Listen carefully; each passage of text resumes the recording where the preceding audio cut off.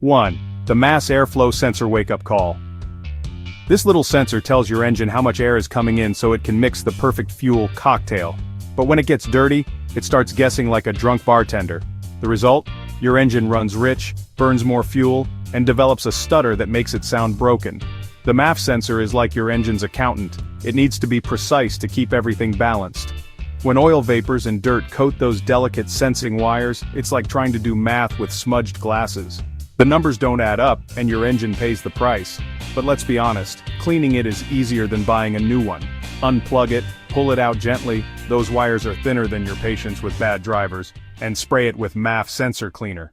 Don't touch the wires, don't scrub it. Just let the cleaner do its magic. Let it air dry for 20 minutes, reinstall, and boom, your engine remembers how to breathe properly again. If you're getting many helpful tips in this video, kindly hit that like button. We did a lot of research and each like would very much help our channel. Anyways, watch until number 1. It is something so easy to do you'll regret not knowing it. 2. Check and change. Spark plugs. Misfires, sluggish acceleration, and fuel economy that makes you cry at gas stations? Your spark plugs are begging for retirement. If they're over 30,000 miles old, it's time to put them out of their misery. Old spark plugs don't just fail gradually, they take your entire engine down with them. Weak sparks mean incomplete combustion, which leads to raw fuel washing down cylinder walls and contaminating your oil. It's a domino effect of destruction. For modern cars with coil-on plug systems, stick with OEM Iridium or upgrade to NGK Ruthenium HX. They cost more but deliver a lightning bolt every time and last 100,000 plus miles. But here's the kicker. I've seen drivers gain 4 miles per gallon overnight just by swapping old plugs. Don't let weak sparks hold your engine hostage when the fix costs less than a tank of gas. And just when you think that's impressive, wait until you see what dirty injectors are doing to your power.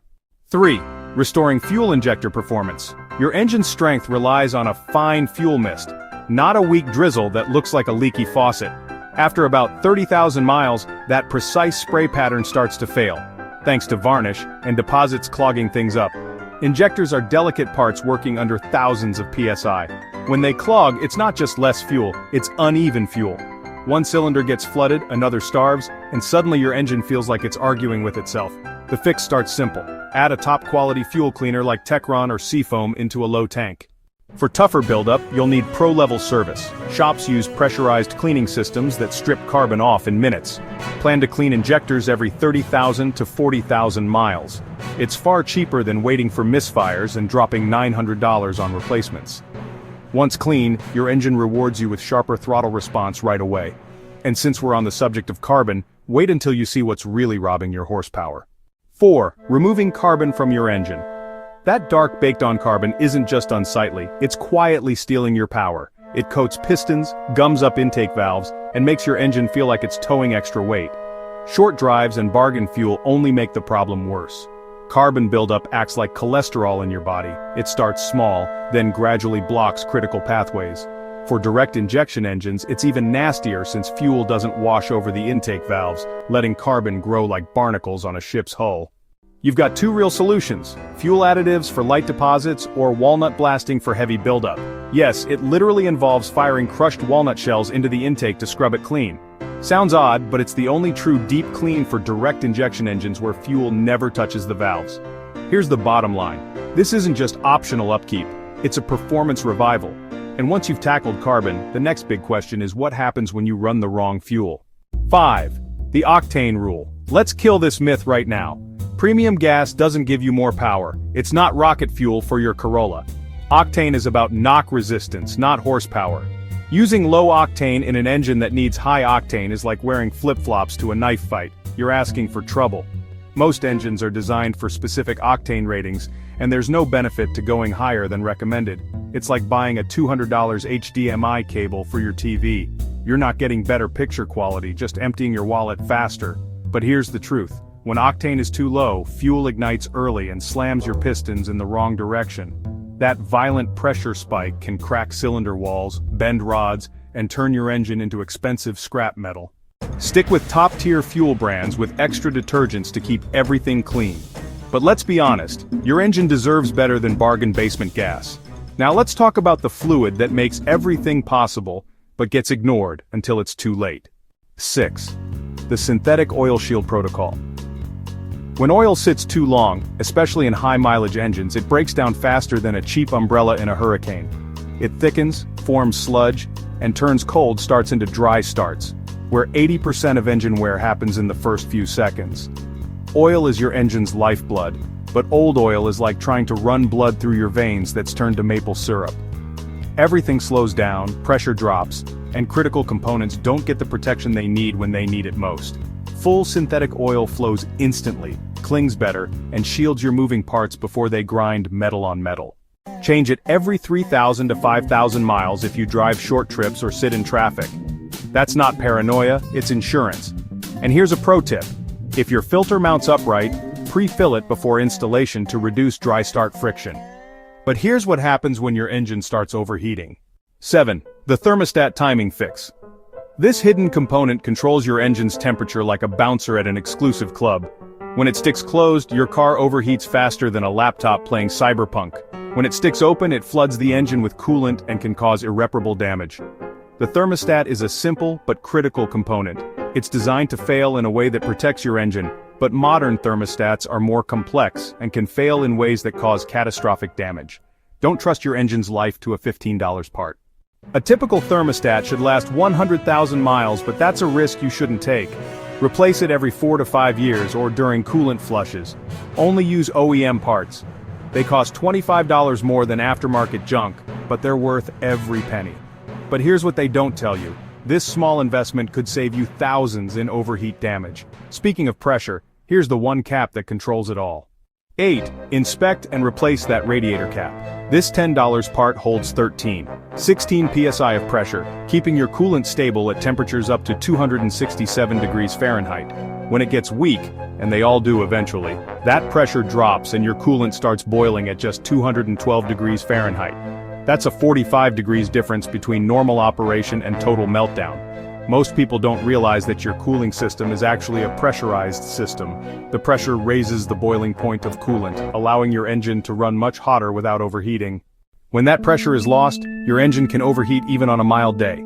The spring loses tension, the rubber seal gets harder than a week-old pizza, and suddenly you're looking at a $3,000 head gasket job. Replace it when the engine is completely cold with the same PSI rating as the old one.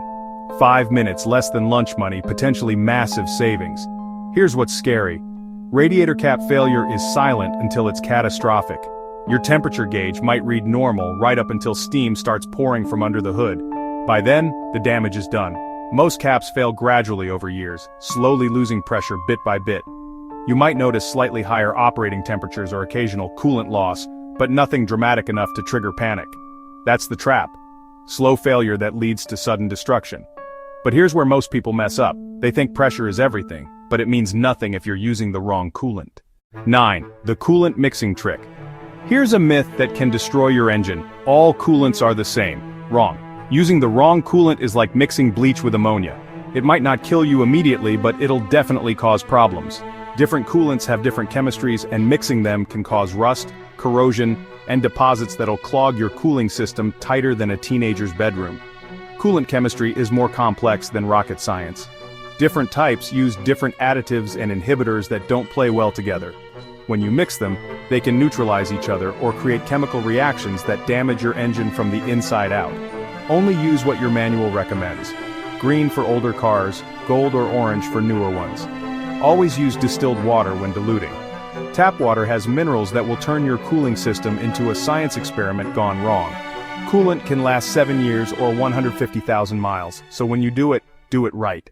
The worst part about coolant incompatibility is that the damage happens slowly and invisibly. You won't see immediate problems, but over months, the wrong coolant creates scale buildup and corrosion that slowly chokes your cooling system. European cars are especially picky about coolant specs. BMW, Mercedes, and Audi have specific formulations that cost more, but are engineered for their aluminum engines. Use the wrong stuff, and you're looking at thousands in damage down the road. But here's the silent killer most people completely ignore. 10. Deep cleaning battery terminals. Those crusty, corroded battery terminals aren't just ugly, they're slowly murdering your electrical system.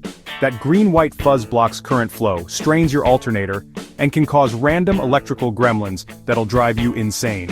Corrosion is like rust for your electrical system. It creates resistance where there should be smooth power flow, forcing your alternator to work harder and causing voltage drops that can confuse sensitive electronic systems.